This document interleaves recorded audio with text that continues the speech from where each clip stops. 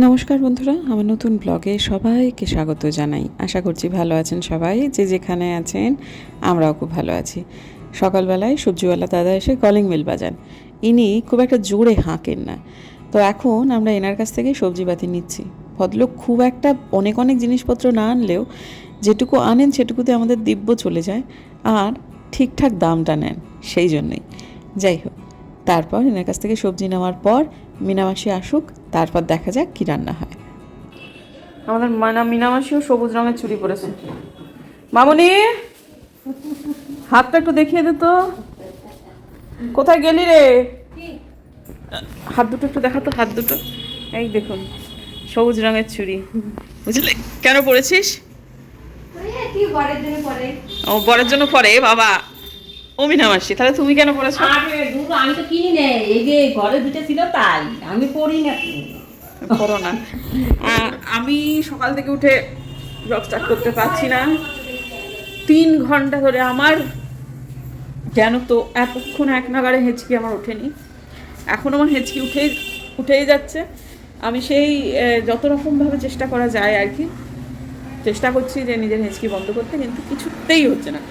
সে মুখ বন্ধ করে, নাক বন্ধ করে, যত রকমের সব কিছু করে শেষ পর্যন্ত আর হচ্ছে না। যে ফোন এসেছে, পেটে, গলায় সব ব্যথা করছে, বুকে। কতক্ষণে এই আপদ দূর হবে জানি না। মা বললো ছোটোবেলায় নাকি আমি খুব হেঁচকে তুলতাম, একটু আগে ফোন করেছিলাম। তা অন্য একটা, ও মা কালকে দেখুন দেখি দুটো বেলফুল তুলিনি, সে দুটো কি সুন্দর একবারে তরতাজা হয়ে পড়ে আছে। ইস বাবারে, হেঁচকি বাবু বন্ধ হও।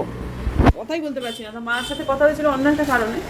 তো মা তারপর বলছে যে ছোটোবেলায় তুই বড্ড বেশি হেঁচকি তুলতি, সে তো আমার টুকুরও তুলতো।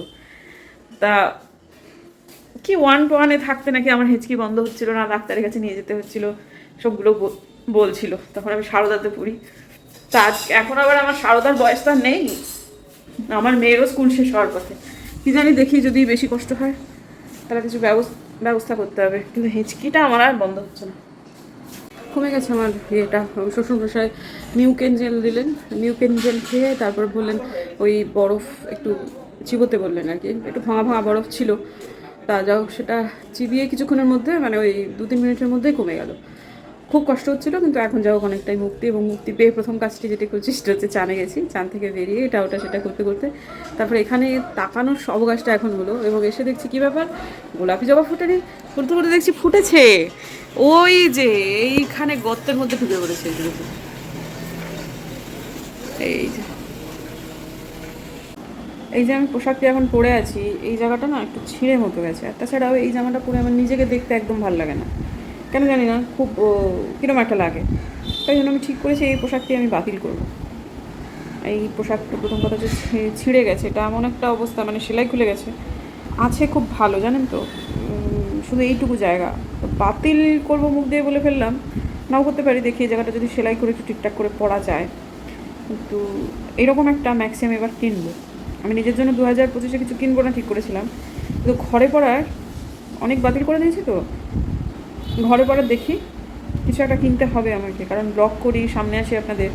তাছাড়া এই ধরনের জিনিসপত্র পরে না আসাই উচিত। তাছাড়া আমার নিজের দেখতে নিজেকে ভালো লাগে না, এটাও ঘটনা। তো আপাতত এটা ছেড়ে ফেলি, এটা ছেড়ে ফেলে নতুন একটা কিছু পরে তারপর পুজো আচ্ছা যাও যাও কিছু করি।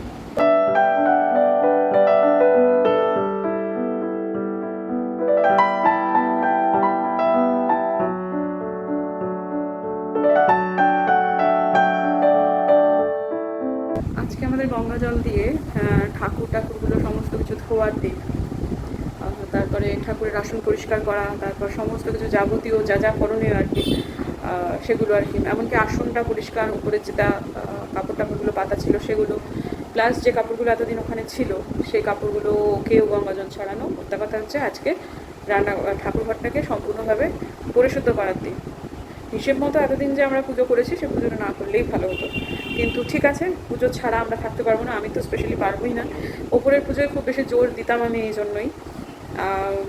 তো যাই হোক, বহুজনেই আমাকে কিন্তু, মানে আমাদের পরিচিত জনে কেউ কেউ আমাকে বলেছে যে তুমি ওপরে পুজোটাতে এত, একটা বাড়িতে একটাই ঠাকুরঘর থাকতে হয়। আমি তাদের কাউকে বলতে পারিনি, কারণটা এটাই। আজকে আমি একদম খোলসা করে বললাম, যতদিন না পর্যন্ত কাজটা হচ্ছে আমি ঠিক বলে উঠতে পারছিলাম না। আজকে যখন হচ্ছে তখন ব্যাপারটা করছি আমরা আর এই কারণেই নারায়ণ পুজোটা হচ্ছে, যেটা আমি হয়তো আগের দিনের ব্লগে আপনাদের বলেছি। তো আমি এখন আপাতত ওখানে চলে গেলে একদম ভিড়েই যাবো, একদম কাজ কমপ্লিট না করে বেরোতে পারবো না।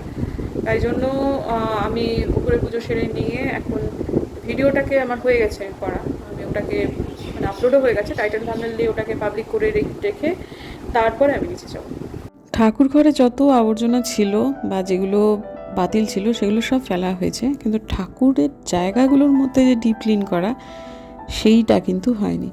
তো আজকে আমি বলে দিয়েছি যে আলপনাদিকে এই সমস্ত ঠাকুরের আসন পর্যন্ত মানে ধুতে হবে আর কি, বা সে অর্থে মুছে নিতে হবে। সময় সাপেক্ষ কাজ আজকের কাজটা, আপাতভাবে খুব একটা বড় না শোনালেও ব্যাপারটা সময় সাপেক্ষ।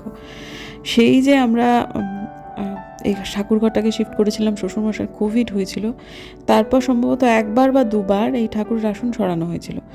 তারপর এই আজকে এতদিন পর ঠাকুরের আসন সরিয়ে তারপর ভেতরটা মোছা হয়েছে। মোছা হয় কিন্তু ডান্ডা দিয়ে যতটুকু সম্ভব ওই আর কি ঢুকিয়ে মানে ওই আর কি ফাঁকিবাজি মোছা হয়। আজকে সমস্তটাই ভালো করে মোছা হলো এবং আমি বলে দিয়েছি পর্দাগুলোকে সরিয়ে দিতে। তো এই ঘরে কী হয়, কাঁচের জানলা তো মানে রাতে বেলাতেও মানে বাইরের দিকে আলো জ্বললেও ভেতরে বেশ আলো চলে আসে, একটু ভারী পর্দা দিতে হবে এই আর কি, আর দেখাও যায় বাইরে থেকে। আর এটা মেজেনাইন, রাস্তা থেকে ভালোই দেখা যায়, পর্দা ভেদ করেও দেখা যায়, কারণ পর্দাগুলো ভীষণ পাতলা ছিল। তো যাই হোক, একটু ভারী পর্দা দিয়ে দেবো। আর এখন মোটামুটি ঠাকুরকে খুব ভালো করে মোছা চলছে। যে বালতি থেকে জল নিয়ে আমরা মুছছি সেটা কিন্তু একদম পুরোপুরি ঠাকুরের বালতি, এটা কোনো রকমভাবেই অন্য কিছু করা হয় না। এতে গঙ্গা জল এবং জল দুটো সমস্ত কিছু মিশিয়ে নিয়ে তারপর একটু কর্পূরও মেশানো হয়েছে, গুঁড়ো কর্পূর আর কি। তারপর সেটা নিয়ে ঠাকুরকে বেশ ভালো করে সমস্ত ঠাকুরের ছবি এবং যে মূর্তি সবগুলোকেই ভালো করে ধুয়ে আমি এবং আলপনাদি বেশ ভালোভাবে মুছে রাখার পর তারপরে আরও টুকটাক এটা ওটা কাজ আছে। মোটামুটি ওই জায়গাটা আজকে যে আসন সরানো হয়েছে সেগুলো 3 বার করে মোছা হবে। তো মুছতে হঠাৎ করে এই যে এটা মা দিনহাটা থেকে নিয়ে এসেছিলেন, দেখতে পাচ্ছি মিনতি আর্ট, বড় আটিয়া বাড়ি দিনহাটা। এগুলো যখনই দেখি না বুকের ভেতরটা কেমন একটা করে। বাপের বাড়ি তো, দিনহাটা নামটা দেখলেই মনের ভেতরে একটা কেমন একটা যেন হয়, সেটা বোঝানো মুশকিল। তো যাই হোক, ওগুলো তো খুলেই ফেলেছিল আলপনাদি, আর আমি আসার আগ দিয়ে আলপনাদি হালকা হাতে টেনে সমস্ত ওই ঠাকুরের আসনগুলো কিন্তু স্থানান্তর করে দিয়েছিল। আমি তো এসে দেখছি আলপনাদি মুছছে। তো যাই হোক, কাজ করতে কিন্তু শুরু করতে দেরি হলো, কারণ আমার শ্বশুরমশাইকে খেতে দিয়ে তারপর আলপনাদি স্নানে গেছিলো, তারপরে কাজ শুরু হলো। বুঝতেই পারছেন, কাজ শুরুই হয়েছে প্রায় তখন বাজে 1:25 নাগাদ কাজ শুরু হয়েছে, এবং সে কাজ শেষ যে হবে কখন সেটা বুঝতে পারছি না। তো যাই হোক, এই যে এই পর্দাটা কাঁচা ছিল, এটা আগে আমার ঘরে টাঙানো ছিল, এটা কেচে টেচে সুন্দরভাবে রাখা ছিল, তো ডিভানের ভেতরে ছিল, সে ডিভান থেকে বের করা হয়েছে। তো আমি বলে দিয়েছিলাম যে এইটাই কিন্তু ঠাকুর ঘরে পাতা হবে, যার ফলে এটা বাইরে ছিল। তো যাই হোক, এবারে এরকমভাবে এই জায়গাটাতে পর্দাটা দিয়ে দেওয়া হলো। আর 6খানা পর্দা তো, আর এই যে দুটো এই জায়গাটা লাগিয়ে দেওয়া যাবে। তো প্রথমে এটা মনে ছিল না, আলপনাদির বক্তব্য ছিল যে আলপনাদি ভুলে গেছিলো। তো আমি বললাম যে দেখো না এখানে লাগানো যায় কি না। তো যাবে না, বললো যে রড নেই। পরে দেখা গেলো রড আছে, পরে বোঝা গেলো রডটা আধখানা ভাঙা, কিন্তু লাগানো গেল, আপাতত লাগানো রয়েছে এবং ঠিকঠাকই আছে। আর এই দিকে যে দুটো জানলা, এই দুটো জানলার আলাদা আলাদা পেলমেট, এবং এই দুটো জানলায় কোনোভাবেই লাগানো যাবে না। তো যাই হোক, সব কিছু হয়ে যাওয়ার পর একেবারে ঝকঝকে পরিষ্কার করার পর মোটামুটি এই দাঁড়ালো হচ্ছে ঠাকুরঘরের অবস্থা। যে দুটো জানলায় পেলমেট নেই, মানে আলাদা আলাদা পেলমেট, সেই দুটো জানলার পেলমেটগুলো আমরা খুলে ফেলে একটা সিঙ্গেল রড দিয়ে সেখানেও ভাবছি যে এরকম পর্দা টাঙিয়ে দেব। তো যাই হোক, ঠাকুরঘর ক্লিন করতে গিয়ে আজকে অনেক কিছুই পাওয়া গেছে, ভালো মহামূল্যবান জিনিসপত্রও পাওয়া গেছে, সেগুলো একটু বাদে আপনাদের দেখাচ্ছি। পাওয়া 14 আনা বলে না, সেটাই হয়েছে। ওই ঠাকুরঘর ঝাড়তে গিয়ে লক্ষ্মীর ঝাঁপি, যেটা একদম ভেঙে চুরে একাকার হয়ে গেছিলো, সেটা প্রায় ফেলে দেওয়ার মতোই অবস্থা হয়েছিল। কি মনে হলো ভেতরে কি সব হিজিবিজি, বার করতে গিয়ে এটা বেরোলো। শাশুড়ি মা কখন বা এটা রেখেছিলেন, এটা পিসি চন্দ্রে, বুঝতে পারছেন নিশ্চয়ই, যা বীর সিঁদুর সমস্ত কিছু লাগানো রয়েছে এটাতে। হ্যাঁ, তো এটার পুষটাও সোনার, কি ভালো, মানে কি সব মিলিয়ে মিশিয়ে এটা খুবই হেভি। এবং খুব খুব সুন্দর দেখতেও জিনিসটা দেখুন। যাই হোক, ওরকমভাবে আর রাখা যাবে না ওই রকম জায়গায় আর কি। আরও কয়েকটা নোট পেলাম যেগুলো একদম খারাপ হয়ে গেছে। তো যাই হোক, ঠিক আছে, কিন্তু ভালোও আছে কয়েকটা খারাপও হয়ে গেছে। জিনিসটা কি সুন্দর, জিনিসটা পড়লাম আজকে নিজে, মনটা খারাপ লাগছে। যাই হোক, ওরকমভাবে ওই জায়গাতে সব ধাতু রাখতে নেই, রাখা যায়ও না। হয়তো তিনি বলে যেতে পারেননি, মারাই তো গেছেন 4 বছর হলো। 4 বছরের মধ্যে বেতের সব ঝুড়ি, ওগুলো কি থাকে? যাই হোক, অসুস্থ ছিলেন তারপরে, আর তার আগে 2 বছর হয়তো বা বলতে চেয়েছিলেন, বা হয়তো বলেছিলেন, আমার মনে নেই, কি জানি। তো ওখানে নিয়মিত পুজো করি, ওই জিনিসগুলো কখনো ধরি না। ভর্তি ধান থাকে, কি কি আছে কোনোদিনও দেখিনি, আজকে দেখলাম। যাই হোক, এটা ছিল ওখানে, এখন আর ওখানে নেই। ওখানে ভ্যালুয়েবল আর কিছু রাখিনি আমি, 2 টাকা 3 টাকার কয়েন ছাড়া, মানে 1 টাকা 2 টাকার কয়েন ছাড়া আর কি। মানুষটা সংসারকে বড় ভালোবাসতেন, চাইতেন যে সংসারের উন্নতি হোক, খুব বেশি চাইতেন। এখন এত বছর পর তিনি চলে যাওয়ার পর আরও বেশি করে উপলব্ধি হচ্ছে।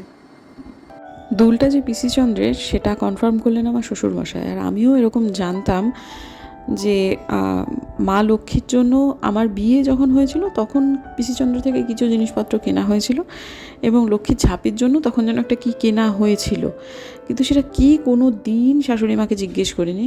তবে মা আমার, মানে শাশুড়ি মা আমাকে একবার কি যেন একটা বলেছিলেন, আমার ভাষা মনে পড়ছে। তবে আমার যাবতীয় বিয়ের সময় কেনাকাটা সবটুকু পিসিচন্দ্র থেকেই হয়েছিল। তো যাই হোক, এখন আপাতত আজকে এতদিন বাদ সেটা পেলাম। তবে ওটা কিন্তু ওইখানে রাখবার জিনিস নয়, আসলে ইঁদুরেও নিয়ে যেতে পারে টেনে, সেই জন্যই ওটা নিয়ে নিলাম। আর একটু আগে যেটা আমি দেখালাম, আমি কান থেকে কিন্তু ওটা খুলে ফেলেছি, কানে পড়ে বড় অপরাধ বোধ হচ্ছিল সেই জন্য। তো যাই হোক, এখন একটু বেরোতে হবে, সেই জন্য বেরিয়ে ফিরে তারপর আপনাদের সাথে কথা বলছি। বাইরে বেরিয়ে আজকে আর বিশেষ ব্লগ করিনি, কারণ 2 হাতে জিনিসপত্র ছিল, কিছু তো নিজের জিনিস দরকার ছিল। আমার দরকার ছিল হচ্ছে ব্রাউন রাইস আর হিমালয়ান সল্ট, একদম শেষ হয়ে গেছে আর কি, যেটা আমাদের রান্নায় ব্যবহার হয়। তা ওই নুন ছাড়া তো চলবে না, কিনে আনলাম আর কি। তো যা লাগবে, তো টুকুরটা সকালবেলা একটু পাউরুটি খেতে চায়, ব্রাউন ব্রেডও নিয়ে এলাম একটু। এছাড়াও রাস্তায় বেরোলে অনেকের সঙ্গে দেখা হয়, কথা হয়, খুব ভালো লাগে আসলে, সত্যি কথা, বেরোতে ইচ্ছে করে।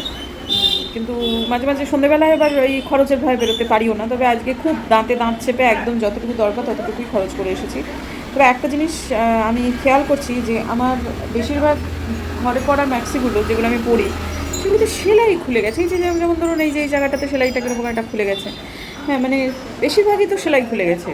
তো আলপনাদিকে সমস্তই দিয়ে দেবো কালকে, আর যে সব একটু তুমি একটু একটু করে সেলাই করে দাও, সেলাই খোলা জিনিস পড়তে ভালো লাগে না। আর কালকে আমাদের শিলিগুড়িতে খুব বজ্র বিদ্যুৎ সহ বৃষ্টিপাতের সম্ভাবনা আছে, খুব নাকি বৃষ্টি হবে। তা দেখি, বৃষ্টি কিছুটা তো অন্তত হবেই। তো এখনও যেমন একটু হাওয়া দিয়ে এখন আবার বৃষ্টি পড়ছেও, হ্যাঁ পড়ছে, ওই যে যেখানে ছাটের এসে গেল, হ্যাঁ রাস্তা ভিজে গেছে, তার মানে বৃষ্টি পড়ছে। কিন্তু আমার গাছের গোড়া শুকিয়ে গেছে, তার মানে আমাকে এখন গাছে জল দিতে হবে প্রথমত। রান্নাঘর কিন্তু সম্পূর্ণ গুটিয়ে ফেলেছি। তো যাই হোক, এখন আপাতত আমাকে একটু গাছে জল দিতে হবে, এবং আমি 2 দিন জামা কাপড় গোছাইনি, সেই জামা কাপড়গুলোকেও আজকে আমাকে গোছাতে হবে। তবে একা আমি গোছাবো না, আজকে মেয়েকে নিয়েই আমি গোছাবো। মেয়েকে ডাক দিলাম, তারপর বললাম, মা চল তুই আর আমি মিলে কম্পিটিশন করি। তো প্রথমে বলছিল কে কটা জিনিসপত্র গোছাতে পারে। তাই আমি বললাম না, ওরকম না করে বরং একটা টাইম নিয়ে করি, যে এতগুলো জিনিসপত্র চল সব মিলে আমরা 5 মিনিটে গোছাবো। তো সেটা তার খুব পছন্দ হয়েছে। আমরা কিন্তু খুব এমনিতে অনেক স্পিড বাড়িয়ে দেখাচ্ছি বটে, কিন্তু এমনিতেও আমরা খুবই দ্রুত কাজ করেছি, কিন্তু তাও জানেন এত জিনিসপত্র 5 মিনিটে আর গোছাতে পারিনি। তবে এরকম করে কাজ করলে কাজটা বেশ তাড়াতাড়ি হয়ে যায়, অন্য সময় হলে যা হতো তার থেকে তাড়াতাড়ি হয়েছে, খুব স্বাভাবিক, আমরা এত হাত চালিয়ে করেছি। কিন্তু এমনিভাবে কাজ করলে না, এই বোরিং কাজটাও খুব মজাদার হয়ে যায়, এবং সেটা হয়েওছে। তো যাই হোক, তখন আপনাদের বললাম না বৃষ্টি আসছে, কিছুক্ষণের মধ্যে, মানে এই 7 মিনিটের মধ্যে বৃষ্টি হেঁটে হেঁটে এসে একেবারে পুরো বারান্দা ভিজিয়ে দিল।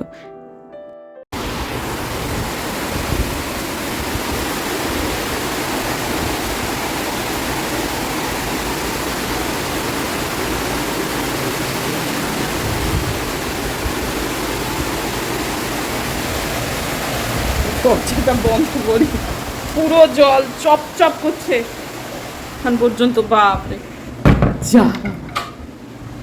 বলে আর কি আমার আজকে কোনো কাজ নেই। আমার গাছে জল দেওয়ার কাজটা বৃষ্টি করে দিয়েছে, সুতরাং ঝড় হয়ে গেল। আমি আর টুকুর মিলে কম্পিটিশন করলাম 5 মিনিটের মধ্যে সব গোছাবো, কিন্তু 5 মিনিট হলো না, 7 মিনিট 58 সেকেন্ড লাগলো। আমাদের 5 মিনিটের মধ্যে গোছানো হয়নি, 7 মিনিট 58 সেকেন্ড। নাও তোমার ফোন এখানে রেখেছো, 7 মিনিট 58 সেকেন্ড লেগেছে। কি হলো, রাউন্ড অফ করে 5 মিনিট? হ্যাঁ, ও এটা একটু ছোট্টামি হয়ে যাচ্ছে না? হ্যাঁ তো শোন, এদিকে একটু শোন আয় বুড়ি, এদিকে এদিকে। আমি রোজ আমার ব্লগ এন্ড করে খুব টায়ার্ড হয়ে গেছি। তোমার একটু ব্লগটাকে এন্ড করা উচিত, নিজের দুটি মতামত দেওয়া উচিত, তুমিও বড় হয়েছো। আপনারা প্লিজ আমার মায়ের ব্লগটিকে সাবস্ক্রাইব করবেন, লাইক করবেন। আর এটা ছাড়া তোমার আর কিছু বলার নেই? ব্লগিংটা তুমি করো, তোমাদের ইন্সপিরেশন নিই। হ্যাঁ, ইন্সপিরেশন নিয়ে তোমার কিছু বলার নেই? দেশের কী খবর, জগতের কী খবর, পরিবেশের কী খবর, তোমার জীবনের কী খবর, যেগুলো আমি দিতে পারি না, তুমি সেগুলো দিতে পারো না। জীবন চলছে, খুব ভালো চলছে। এই বয়সের পক্ষে যেরকম যত ভালো চলে সেরকম চলছে। এই বয়সের পক্ষে কিরকম চলে?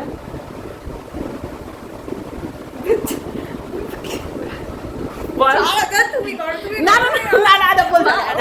আচ্ছা, এই জীবনের পক্ষে কিরকম ভালো চলা সেটা একটু তো আমি জিজ্ঞাসা করতেই পারি, বলুন দেখি। হ্যাঁ, অস্থির হয়ে যাচ্ছে। অস্থির হওয়ার কিছু না, কথা প্রশ্ন কেন উঠলো?